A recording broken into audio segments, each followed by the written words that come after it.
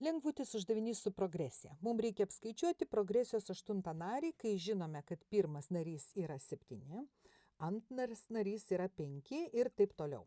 Žinome, kas yra progresija. Progresija gaunama, kai mes visą laiką prie pirmo nario pridėję kažkokį skaičių gaunam antrą, tada prie antro pridedam tokį patį skaičių gaunam trečią, tada prie trečio pridedam tokį patį skaičių gaunam ketvirtą ir taip toliau.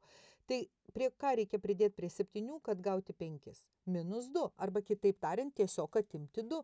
Tai labai lengva toliau skaičiuoti. 7, 5, atimu 2, 3, atimu 2, 1, tada -1, tada -3, tada -5, tada -7 ir galėčiau tai prašyti iki begalybės, bet mums reikia tik 8 nario. Tai skaičiuojam 1, 2, 3, 4, 5, 6, 7, 8.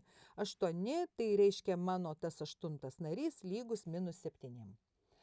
Galėčiau spręsti šitą uždavinį ir labiau matematiškai, todėl kad jeigu man reikėtų ne 8 nario, o tarkim 128, taigi neskaičiuosi čia, nerašysi tos eilutės iki egzamino pabaigos. Tada labai praverčia formulės.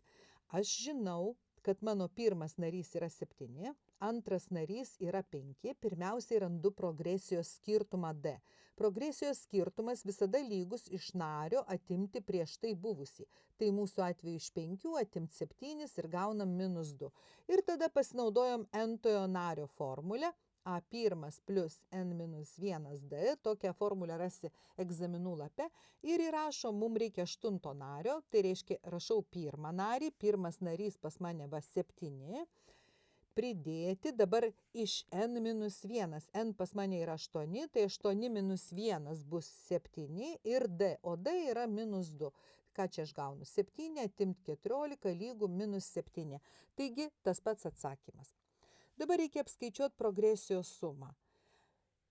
Šitam uždavinį tai padaryti stulbinančiai lengva 8 narių sumą, nes mes tuos narius turim išsirašę. Aišku, jeigu tu bandysi čia taip pridėjinėti, po vieną gali ir ilgokai paskaičiuoti tekti, bet mes paskaičiuokim taip, prie pirmo pridedam paskutinį, prie antro prieš paskutinį, prie trečio prieš prie paskutinį ir pažiūrėk, ką gausi. 7 - 7 - 0, 5 - 5 - 0, 3 - 3 - 0, 1 - 1 - 0. Akivaizdu, kad šios progresijos 8 narių suma lygi 0. Aišku, galima skaičiuoti ir pagal formulę. Formulių lape tu rasi tokią formulę. Sn, tai yra n narių suma, lygi pirmas narys plus paskutinis, dalinta iš 2 ir dauginta iš n. Tai mūsų 8 narių suma bus lygi pirmas narys. Pas mus yra lygus 7, paskutinis 8 -7. Tai 7 pridėti -7, dalinu iš 2, atsiprašau, dauginu, n yra 8.